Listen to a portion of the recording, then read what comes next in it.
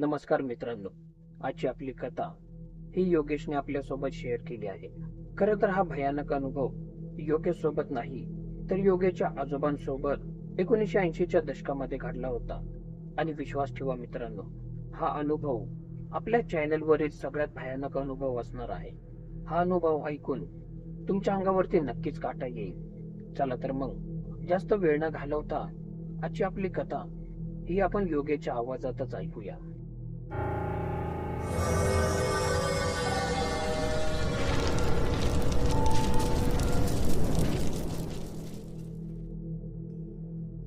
नमस्कार मित्रांनो, आज मी तुम्हाला जी घटना सांगणार आहे ती घटना माझ्या आजोबांसोबत 1980च्या दशकामध्ये घडली होती. 1980च्या दशकात आमच्या गावामध्ये वीज नव्हती. रात्रीच्या वेळी रस्ते पूर्णपणे निर्मनुष्य असायचे आणि प्रवासाचे साधन म्हणजे केवळ पाऊलवाटा आणि बैलगाडी इतकेच होते. माझे आजोबा धोंडीराम त्यावेळी जवळपास 30च्या उंबरठ्यात होते. आजोबा अंगकाठीने खूपच मजबूत होते. त्यांची छाती खूपच भारदस्त आणि गावात ते नावाजलेले एक पहिलवान होते. आणि आता ही गोष्ट त्या दिवशीची आहे ज्या दिवशी या घटनेला सुरुवात झाली होती. त्या दिवशी आजोबा त्यांच्या काही कामानिमित्त शेजारच्या गावात गेले होते आणि काम संपून परत निघता करता त्यांना आता बराच उशीर झाला होता. आणि आता रात्रीची वेळ होती. आभाळात चंद्र पण निघलेला होता, पण ढगांच्या आडोशामुळे त्याचा प्रकाशही धुसर वाटत होता. आजोबा आपल्या बैलगाडीतून हळूहळू आपल्या गावाकडे निघाले होते. बैलांच्या गळ्यातील घुंगरांचा चुमचुम करणारा आवाज आणि रात्रीच्या शांततेत रातकिड्यांचा किर्र करणारा आवाज, एवढाच काय तो आवाज रस्त्यावरती घुमत होता. आता आमच्या गावाची वेस अजून 2-3 मैल लांबच होती आणि तितक्यात रस्त्याच्या कडेला असलेल्या एका जुन्या वडाच्या झाडाखाली एक काळी आकृती आजोबांना उभी असलेली दिसली. आता जसजशी बैलगाडी त्या वडाच्या झाडाजवळ गेली तसे तसे आजोबांना दिसू लागले की वडाच्या झाडाखाली जी आकृती थांबली होती ती दुसरी तिसरी कोणी नसून एक माणूस थांबलेला होता. आणि आता बैलगाडी त्या माणसाच्या जवळ जाताच त्या माणसाने आजोबांना हात करून थांबण्याचा इशारा केला आणि आजोबांना तो माणूस म्हणाला, "पैलवान, जरा पुढं सोडता का हो?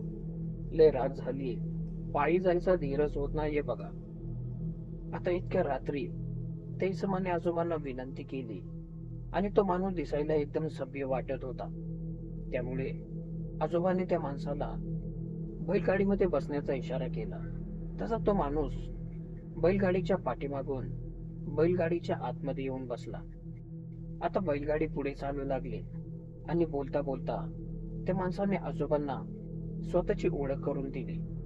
त्या माणसाने सांगितले की तो एक दूरच्या गावातला नामांकित पहिलवान होता. आता खरं सांगायचे तर आजोबाही आमच्या गावातले नामांकित पहिलवान होते आणि साहजिकच त्यामुळे त्या दोघांच्या गप्पा आता कुस्तीच्या फडापर्यंत शिरल्या होत्या. आता त्या माणसाने आजोबांना एकापेक्षा एक कुस्तीचे किस्से सांगायला सुरुवात केली. मी त्या फडात त्या पैलवानाला आसमान दाखवलं. मी या मैदानात या नामांकित पैलवानाला धोबी पछाड दिली. आता त्याचे किस्से ऐकून आजोबांनाही त्यांच्या तारुण्याचे दिवस आठवू लागले आणि आता दोघांचेही रक्त सळसळू लागले होते. आता गावाची वेस अर्ध्या मैलावरतीच राहिली होती आणि अचानक बैलगाडीत बसलेल्या त्या माणसाने आजोबांना गाडी थांबवायला सांगितली आणि तो माणूस गाडीतून खाली उतरून आजोबांना म्हणाला, "धोंडेबा पैलवान, तुमची पण कीर्ती लय ऐकून आहे मी. मला तुमच्यासोबत कुस्ती खेळायची. चला, या मातीत एक एक हात होऊन जाऊ द्या की बघू तरी तुमच्या मनगटात किती जोर आहे." बैलगाडीच्या बाजूला असलेल्या कुस्तीच्या मैदानाकडे बघून त्या माणसाने धोंडीबा आजोबांना आता कुस्तीचे आव्हान दिले होते. आता एक पैलवान दुसऱ्या पैलवानाला कुस्तीचे आव्हान देतोय तर ते आव्हान धुडकावणे म्हणजे पैलवानाच्या इज्जतीच्या खिलाफ होते. त्यामुळे आजोबाने त्या पैलवानाचे आव्हान स्वीकारले आणि आजोबांच्या अंगातली मर्दानगी जागी झाली.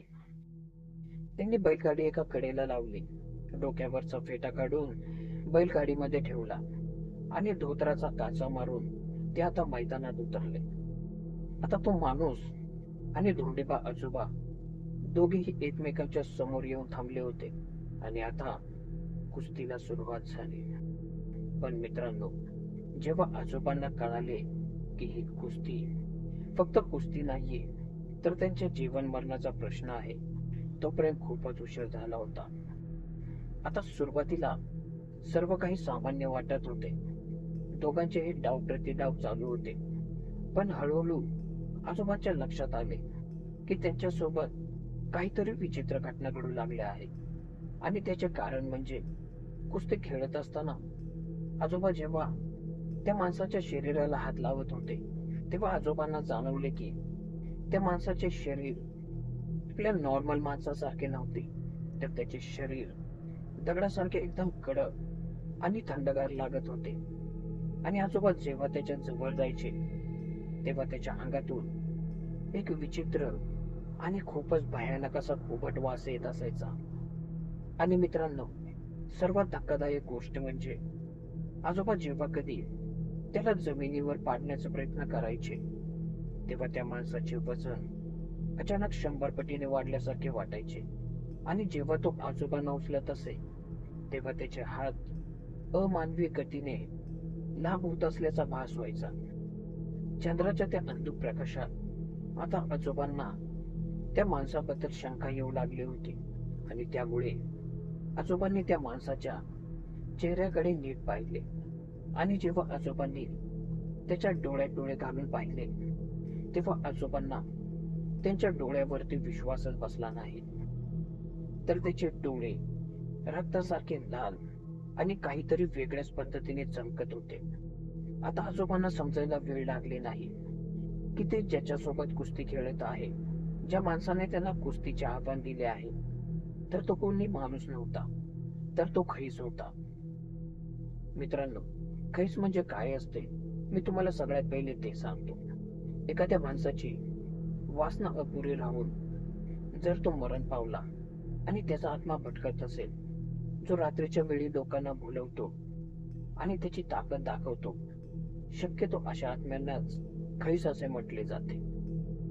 आता समोरचा पैलवान हा कोणी माणूस नाही, तर तो एक खैस आहे. आणि आपण एका खैसासोबत कुस्ती खेळत आहोत, या विचाराने आता आजोबांचा काळजाचा ठोका चुकला होता. पण त्यांना एक गोष्टही समजली होती की आता त्यांना कोणत्याही परिस्थितीत त्या खैसासोबत कुस्ती खेळावीच लागणार आहे.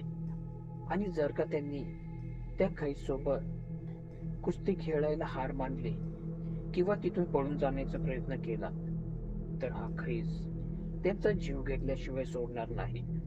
आणि आता ही कुस्ती फक्त पैलवानकीची नव्हती, तर आजोबांसाठी ही एक जीवन मरणाची लढाई झाली होती. आता आजोबांनी मनातल्या मनात हनुमान चालीसा वाचायला सुरुवात केली आणि स्वतःला समजावून सांगितले की काही झाले तरी ही कुस्ती हारायची नाही. आणि आजोबांनी या विचारानेच स्वतःला त्या कुस्तीमध्ये झोकून दिले. आता कधी खैस आजोबांना हवेत उचलायचा, तर कधी जमिनीवरती आपटायचा.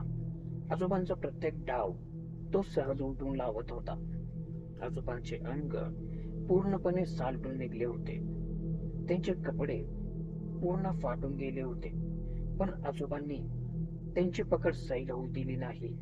आणि आजोबा खैसासोबत पूर्ण आत्मविश्वासाने आणि ताकदीने लढत होते. आणि आता कुस्ती खेळत खेळत अखेर रात्र निघून गेली. आजोबा खूपच थकले होते, त्यांचा श्वास फुलला होता, त्यांच्या अंगातून अक्षरशः रक्ताच्या धारा वाहत होत्या. पण आजोबा कुस्ती खेळायचे थांबले नाही. आणि शेवटी दूरवर पूर्व दिशेला आता तांबडं फुटू लागलं होतं. मंदिरातील काकडा आरतीची घंटा दूर दूरवरती ऐकू येऊ लागली होती. आणि आता सकाळी 5 वाजताचे ठोके पडले आणि कोंबड्याने दूरवर कुठून तरी हवेत सकाळची पहिली बांग दिली. आणि जशी सकाळची पहिली किरण जमिनीला स्पर्श केली, तशी त्या खैसाची ताकद एकदम नाहीशी झाली. त्याने एक भयानक किंकाळी फोडली, जी ऐकून आजोबांचे कान सुन्न झाले आणि पुढच्या क्षणी तो खैस हवेत कुठेतरी विरून गेला. आता आजोबांचा जीव वाचला होता, पण त्यांच्या शरीराने त्यांची साथ सोडली होती. आजोबा तिथेच कुस्तीच्या फळामध्ये बेशुद्ध अवस्थेत पडले होते. आणि आता जवळपास सकाळच्या 6:30-7च्या सुमारास गावातील काही शेतकरी त्या रस्त्याने आपल्या शेतात निघाले होते. आणि तेव्हा त्यांना रस्त्याच्या कडेला असलेली बैलगाडी उभी असलेली दिसली. आणि तिथेच बाजूला धोंडीराम पैलवान म्हणजेच आजोबा कपडे फाटलेल्या आणि रक्तबंबाळ अवस्थेत बेशुद्ध पडलेले दिसले. आणि आता गावात एकच खळबळ उडाली. तिथे जमलेल्या काही लोकांनी आजोबांना त्यांच्याच बैलगाडीत टाकून गावातील एका वैद्याकडे घेऊन गेले आणि तिथे औषध पाणी केल्यावरती त्यांना पुन्हा घरी आणून सोडले. आता 2-3 दिवस आजोबा प्रचंड तापाने फणफणत होते आणि आजोबा तसेच बेशुद्ध अवस्थेत कुस्तीचे डाव टाकत होते, मोठमोठ्याने ओरडत होते. जणू काही अजूनही तो खैस त्यांच्या सोबत कुस्ती खेळत आहे. आणि काही दिवसांनी वैद्याच्या उपचाराने आणि घरच्यांनी त्यांची घेतलेल्या काळजीमुळे आजोबांना शुद्ध आले. आणि जेव्हा काही दिवसांनी आजोबा पूर्णपणे बरे झाले, तेव्हा त्यांनी त्या रात्री घडलेला तो थरारक प्रसंग गावातल्या आणि घरातल्या सगळ्या लोकांना सांगितला. आणि जो कोणी आजोबांसोबत घडलेली ती घटना ऐकत होता, त्याच्या अंगावरती धडधडून काटा उभा राहत होता. सगळ्यांनी सुटकेचा श्वास सोडला आणि सगळेजण म्हणू लागले की आजोबा पैलवान होते म्हणून त्या खैसाच्या तावडीतून जिवंत सुटले. जर दुसरा कोणी आजोबांच्या जागी त्या रात्री त्या खैसाच्या तावडीत सापडला असता, तर त्या इसमाचा त्या दिवशीच खेळ खाल्ला झाला असता. मित्रांनो, खरं तर आता या घटनेला अनेक वर्ष उलटून गेली आहेत आणि माझे आजोबाही आता या जगामध्ये नाहीत. आता या गोष्टीला बरेच वर्ष झाल्यामुळे तिथल्या बऱ्याच गोष्टी बदलल्या. ज्या रस्त्यावर कधी काळी खैसाने माझ्या आजोबांना अडवले होते आणि ज्या मातीत त्यांनी कुस्ती खेळली होती, आता तिथे लोकवस्ती झाली होती. मोठमोठी घरे, दुकाने आणि रात्रीच्या वेळीही गाड्यांची ये-जा होऊ लागली होती. आणि आता त्या ठिकाणी असल्या घटना कधी घडत नाही. पण मित्रांनो, जेव्हा कधी मी त्या रस्त्याने रात्रीचा एकटा प्रवास करतो, तेव्हा ते जुनं वडाचे झाड, तो मातीचा रस्ता माझ्या डोळ्यासमोर जसाच्या तसा उभा राहतो.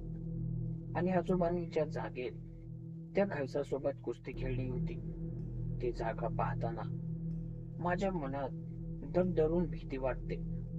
आणि मलाही नेहमी असा भास होतो की जणू काही त्या वडाच्या झाडाखाली आजही कोणीतरी उभा राहून मला हात करून थांबवत आहे आणि मला विचारत आहे, पैलवान, एक एक हात वर जाऊ दे की. तर मित्रांनो, ही होती आजची कथा. तुम्हाला ही कथा कशी वाटली मला खाली कमेंट करून सांगायला विसरू नका. आणि जर तुमच्याकडे अशीच कोणती एखादी कथा असेल जी तुम्हाला या चॅनलच्या माध्यमातून सगळ्यांना सांगायची असेल, तर मला खाली कमेंट करून नक्की सांगा. पुन्हा भेटूया अशाच एका नवीन रहस्यमय आणि थरारक कथेत. तोपर्यंत स्वतःची काळजी घ्या. धन्यवाद.